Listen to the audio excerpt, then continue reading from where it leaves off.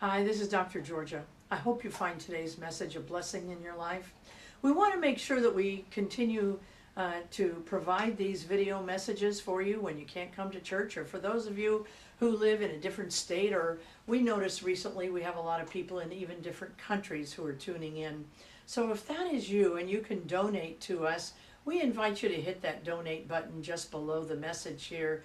So thanks so much.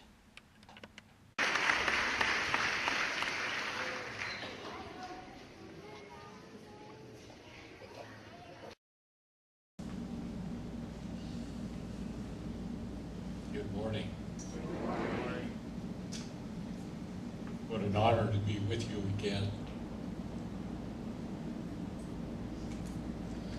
How many of you have not heard me speak before? Raise your hand. Well, I have glad. I invite you this morning to relax. Just move into the sense of what this center is about. I'm not here to tell you you need to be different. I'm here to remind you that you are magnificent and powerful beyond measure. I want to talk about the joy and wonder of choice. Many of you know my story of healing. I thought about not covering it again this morning because I could talk about other things, but I want to use it as the basis for this idea of the joy and wonder of choice. When I was 22, I hurt my back working construction this summer. A year later, after doing all kinds of stuff, I finally had a spinal fusion. During surgery, my spine got infected with the E. coli bacteria. E. coli is a bad bug. This was 50 years ago. It was worse then. Over the next year, they did 5 more surgeries to cut the infection out, because the only way you could get E. coli out was cut it out. And it kept spreading. So they sent me to my doctor sent me to the University of Washington Medical Center in Seattle. That's where I live, big teaching hospital. They got everybody you need under one roof. I went in there and they did tests for 2 weeks.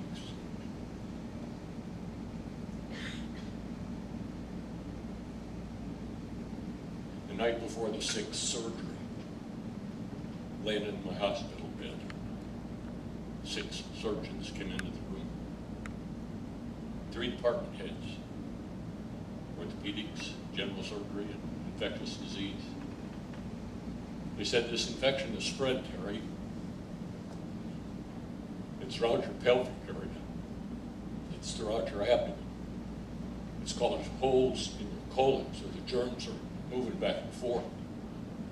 And it's followed both your sciatic nerves into your thighs. And we have to stop it now before it kills you. And they didn't say that. They don't do that. They say it has now become life-threatening. So tomorrow, we're going to do the most extensive debridement we've ever attempted. Debridement cutting out procedure. We're going to start, the general surgeons are going to start from the front. They're going to start as low as they can go down here in your pelvic area and come up around your belly button and go almost up your sternum. We're going to open all of that up. We're going to cut out the infected tissue, separate your organs out of the way, and when we get down the spine, the orthopedic surgeons will chisel and scrape the infection out of your spine. When we're done with that, we're going to roll you over. The orthopedic surgeons are going to start.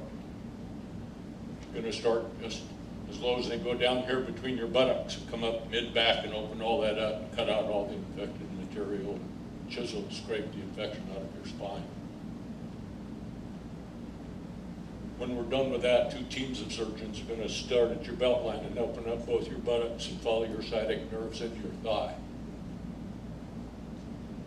And when we're done with that, we're going to tip you up on the end and come in between your scrotum and rectum, because the infection has completely surrounded the lower end of the spine. When we're done, we're pretty sure we can stop this infection from spreading anymore. We can virtually guarantee you are going to lose the use of your left leg through nerve damage. You're probably going to lose some of the mobility of your right leg. a good chance you're going to end up losing the control of your bowels and your bladder. And there's a very good chance you're going to end up sexually.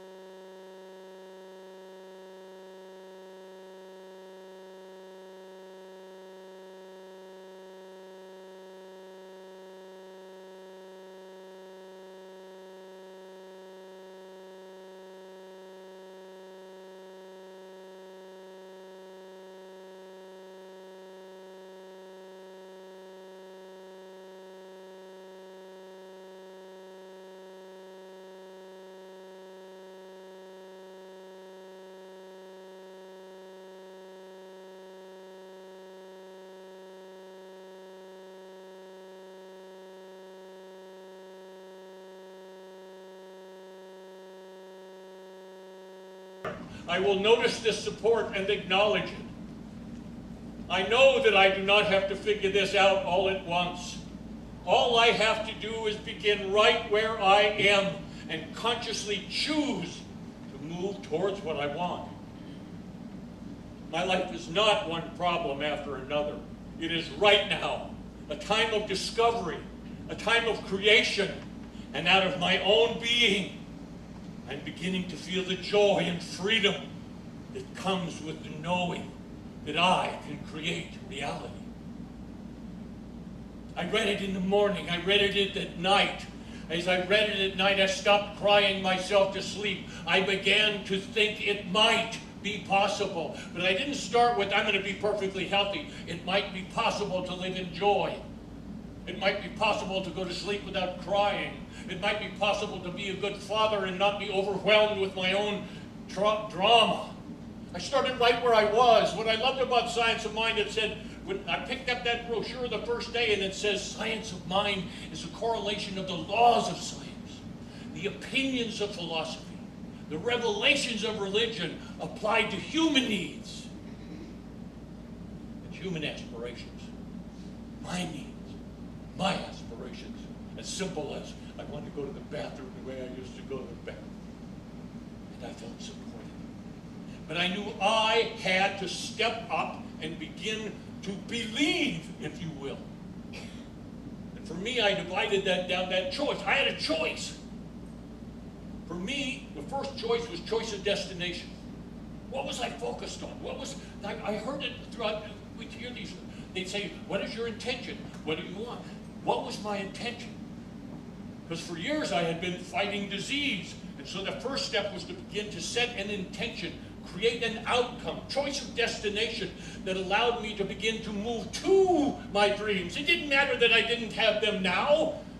What mattered to me was I was on a journey of my life to make them come true. So the first choice was choice of destination. What do you want? How do you want to wake up in the morning? How do you want to go to sleep? What do you want your first thoughts to be when you kind of move into the bathroom and turn on the lights and there's that face looking at you in the mirror? I wanted my first thought when I saw that face to go, ha ha, that's the face of God looking at me. What do you want? This is what this center offers you. This is not about dying and having salvation. This is about living and having salvation. This is what our brother Jesus was talking about when he said, behold, the kingdom of heaven is at hand. Seek ye first the kingdom within. It's right here. And if you're, when I was surrounded with disease and people that doubted, I didn't feel it. My first choice was choice of destination, my focus. Second choice I had was choice of action. Because where I believe, where I came from was actions. Action was more important than an affirmation. Laying in my bed, you know, saying, I'm going to be healthy, I'm going to be healthy. It wasn't as good as getting up and walking down the hall, going to physical therapy and doing the exercises that they said, to watching, you know, that kind of thing. So I got in touch with what is choice of action. What do I think I need to do to begin this journey of moving towards health? And it can be challenging. Because in our movement, there's all these books about what you need to do. You need to hold your palms up so you can be receptive. Well, if the God you seek is within, who are you receiving from? Don't ask. Okay. That was having feet flat on the floor so the energy from the Mother Earth could flow through you. I thought I was supposed to be seeking the Christ consciousness within. But okay, I got my feet flat on the floor. I got my eyes up to the left, I'm remembering up to the right when I'm creating. I breathe in through my nose, out through my mouth. Raise my kundalini energy. I was so busy doing these other lists. It never dawned on me, Terry, what do you think you need to do? That's where the power is. The power is not necessarily in the ritual or the things. The power lies in your belief about the ritual, your belief in what you're doing. So you begin to couple your focus, where you're going. It's like a friend calls you and says, here, come over to my place. And you go, well, yeah, but, and then they say, here's a map. What allows you to believe that you're going to get to this place on time is you've got a map that you can follow. That's what choice of action is about. What do you believe you need to do? Second, I needed to take charge of this chatter that was going on in my mind. this self-talk that was always there. That's what affirmation, that's what, spiritual mind treatment, affirmative prayer, that's what those things were about. It wasn't about me sitting there while I'm, with gaping holes and pus coming out of my body going, I'm perfectly healthy, because it didn't work for me to do that. But it did work to look at my life and say, I love my body just the way that it is. The God presence lives within me right now just the way that it is. And because of my authority, because of the way the law works, I am moving towards health. I began to create a mental environment that supported me working my plan of action, that supported me getting to where I want. And it was all about Terry McBride and his beliefs about how this worked. I began to integrate my choices, my focus, my actions, and my thoughts. What I learned was when I did that, the Hindus, they talk about that when you take charge of your focus, actions, and thoughts and get them all together, you have taken charge of your personal will. Not just hoping and wishing, but my personal will. And the fourth tool for me was visualization, which I had a real tough time doing. Because they told me I visualized the end result without how to get there. It didn't work for me.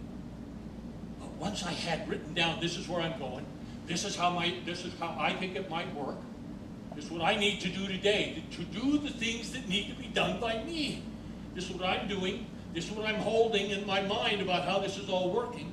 And once I got those in line, what happened was I could sit in my easy chair and daydream about me achieving my goal.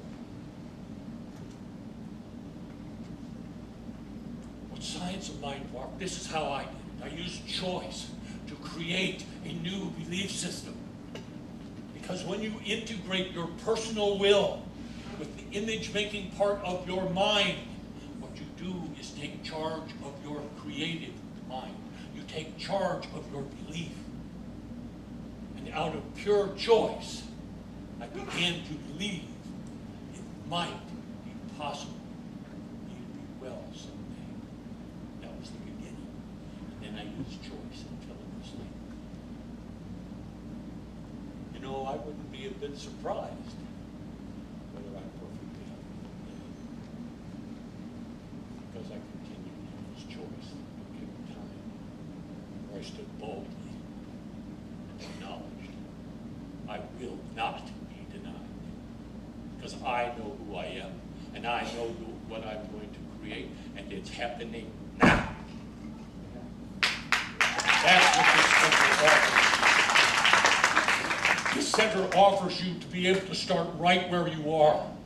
Afraid and alone, crying yourself to sleep, to come here and feel other people loving you, to talk with others who have gone through it and got to the other side. That's what we give each other. And I'll tell you, I learned that my teacher before people like George Preston were a Jewish mystic who lived 2,000 years ago, so I tend to quote him almost as much as I do George. But he said, where two or more are gathered in my name, the name of the truth, the name of possibility, there am I also. That's what you feel when you're here. Because there's more than two or three of us. There's a whole family of sisters and brothers willing to stand boldly and say, we are not just a spiritual being having a human experience. Here, we get to stand boldly and acknowledge, I am the living expression of God Almighty. That truth was what allowed me to move from hoping and wishing to creation. When you use these tools, as we teach them here, not just mine, your way, when you use them and apply them, you get feedback that what I did made a difference, which supports you to use them again. So you go use them again as you're in this journey, and then you begin to experience, wow, what I do makes a huge difference. And then you get more feedback, and then you continue to grow, and then one day you get honestly within your own self, what I do makes the difference. That's what the center offers you. That's what Georgia Prescott is about in her ministry. Empowering you, empowering us to believe, no matter how ugly it might seem, to have that possibility that it could be different. I don't know what you're facing. I don't know how many well-meaning people have told you you need to accept the things that you cannot change. But the psychiatrist told me when I finally got up and walked out of his office. What I do know about you is you're magnificent, powerful beyond measure. Now with that, I want to say, I studied, I practiced, but when science of mind really started to be part of who I was, is when I personally stepped up to the campaign of giving in my church almost 50 years ago. That's when I quit standing on the periphery going, yeah, I believe in this, put, if you will. And I put my money where my mouth was. I encourage you to get involved in the center. Take classes. Get involved in their tithing program, so that the church can grow. Because this church is about you making your dreams come true. And if we can't make our dreams come true, there's no way we're going to pray for world peace in that valley.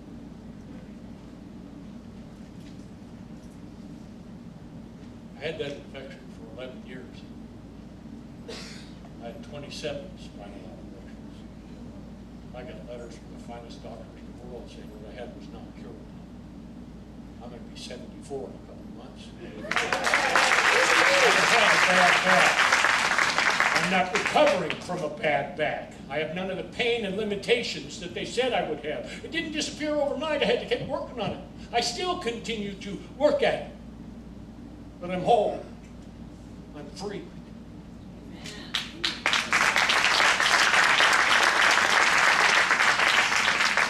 Stand before you and honestly say, I am thrilled to be a living example